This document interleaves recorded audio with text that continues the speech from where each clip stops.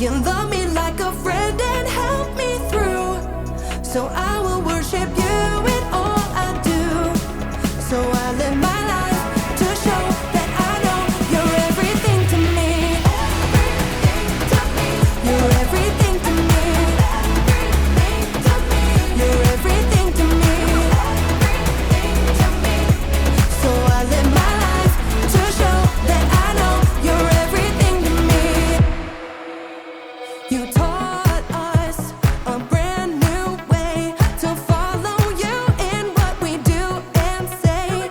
Jesus, you are for us. Help us be more like you every day. Jesus, I thank you. I just want to sing. You're all that I need. You say that I mean so much to you. You love me like a friend and help me through. So I will worship you in all I do. So I live my life to show that I know you're everything to me. You're everything to me. You're everything to me. So I live my life to show that I know you're everything to me. I'm gonna lift my voice to you. Jesus, you make me sing. I'm gonna live my life for you. You're everything to me. I'm gonna lift my voice to you. Jesus, you make me sing. I'm gonna live my life for you. You're everything to me. You say that I mean so much to you. You love me like a friend and help me through. So I will worship you in all I do.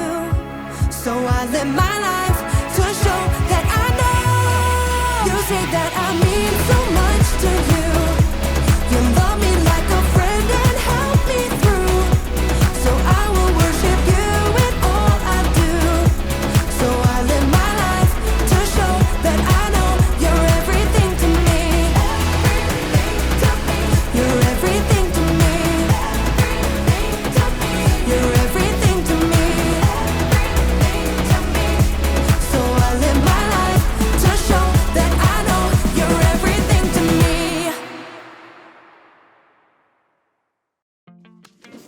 Welcome to Storyland! This week, we're talking about respect while we take a look at the story of two sisters and how they spent time with others. Come on, Amaya.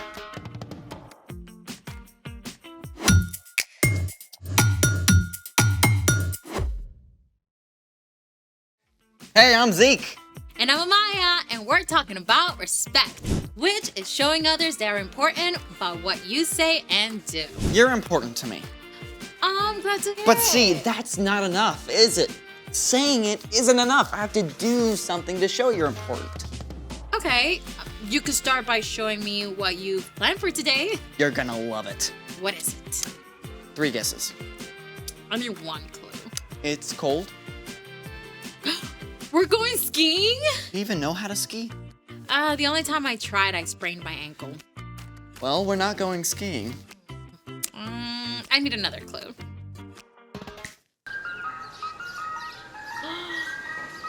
We're eating ice cream. You like ice cream, I right? love ice cream. Enough to ski on it? I'd rather eat it. Great. I've got everything ready.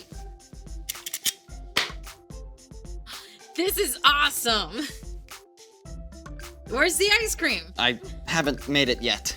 Haven't made it. Doesn't that take like super long to make? You're totally worth it. Okay then, I think we better get started. Let's make it! All you need is heavy whipping cream, vanilla, and sugar. Step 1. Pour all the ingredients into the small baggie. 1 cup of heavy whipping cream.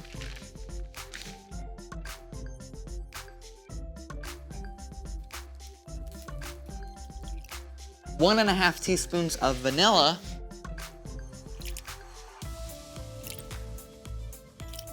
1 tablespoon of sugar. That is not enough. I don't think so. And now, seal the bag. Okay, but what's the salt for? I don't want salty ice cream. Okay, this is the really cool part. I mean, actually cool. So you know how you see trucks putting salt on icy roads? Yeah, I guess I thought it melts the ice or something. Nope. Salt actually lowers the melting point of ice, which takes us to step 2. Step 2. Fill the large bag halfway with ice, then add 1/4 cup of salt.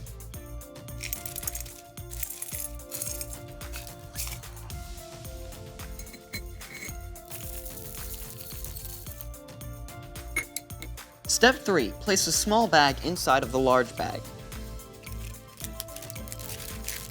And pour more ice on top. And now we seal the large bag. Okay, but I still don't get how the salt works.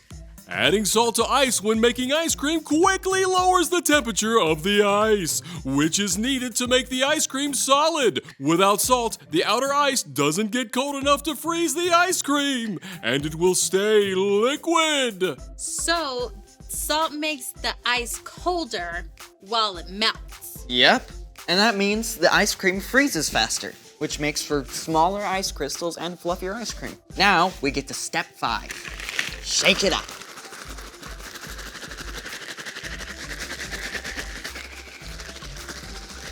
For how long? As long as it takes.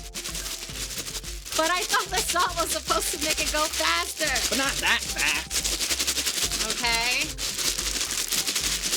Want some help? No, I'm doing this for you. Okay. Could we maybe edit this into a cool montage?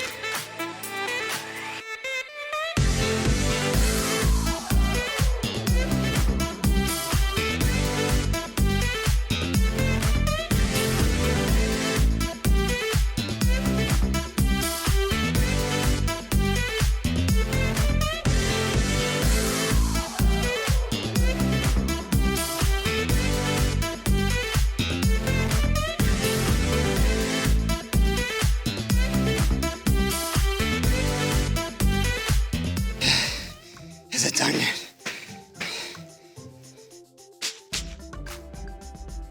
That looks pretty soft. I guess I better keep shaking it then. Alright. While you do that, it's time for... The story before the story.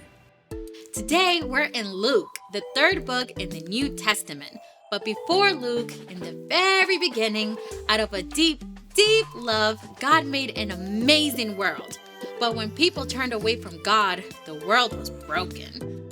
God made a plan to draw people back into relationship. So, at the right time, God sent a tiny baby to be born in the small town of Bethlehem.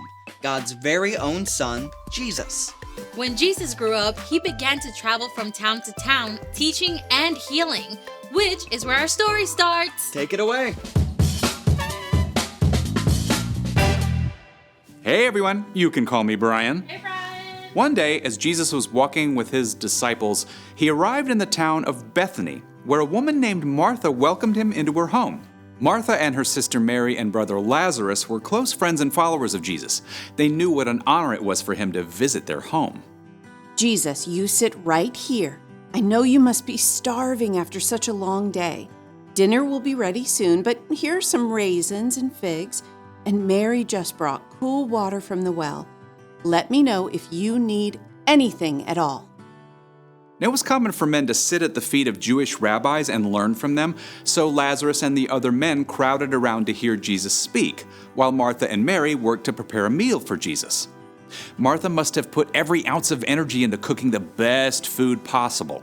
But after a while, Mary left the kitchen to come and sit down at Jesus' feet just like the men.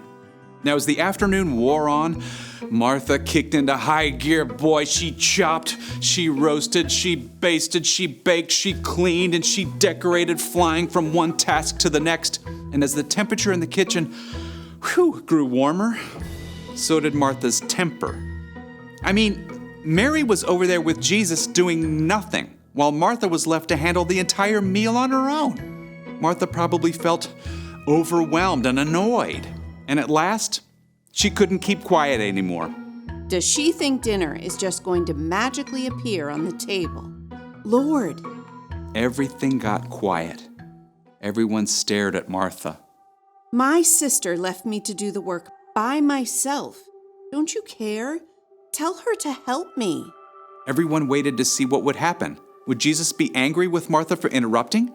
Or would he tell Mary to give up her spot at his feet and go to the kitchen?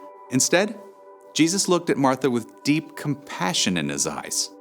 Martha, Martha, you are worried and upset about many things, but few things are needed.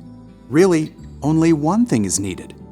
Mary has chosen what is better, and it will not be taken away from her. Jesus wasn't angry with Martha for working hard to make a meal for him. It was important work that had to be done.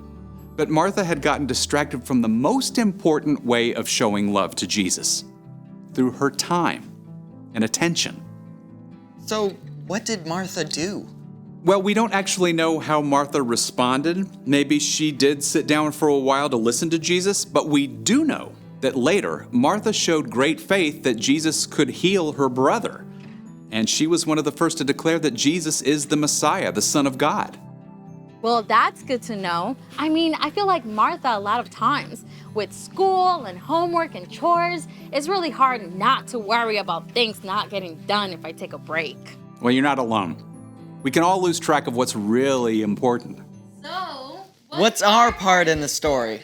Well, Martha was doing lots of good stuff for Jesus, but she missed spending time with him. So, the best way to show love for Jesus is by spending time with him first. Yeah, and there are lots of ways to do that. You can spend time with Jesus by reading scripture and talking with him about what you read. Yeah, you can pray and talk with Jesus about anything that's on your heart. You could even spend time with him by listening to worship music. Or find a quiet place and ask Jesus to be there with you. Where we spend our time shows what matters most to us. Spending time with Jesus is the most important thing. And spending time is a great way to show others that they matter too. Yeah, like when you get home from school, maybe take a couple of minutes to talk to your mom and dad about your day instead of going right into doing your homework. Or when your little sister asks you to do sidewalk chalk, you can put down your game and hang out with her. Maybe your parents want you to go visit your grandma at the retirement home. You might be tempted to grumble, but remember that when you take time to listen to her stories, you show how important she really is. That's a lot to think about. It sure is. See you next time. So here's the thing. Take time to show others that they are important. Speaking of which, where's my ice cream? I finished it up and put it in the freezer. Do I get to eat it? Yeah, let's go. This is actually not salty. Do you feel important? Absolutely. Then my work here is done. Thanks for joining us in the Story Lab. See you next time. Oh, so good.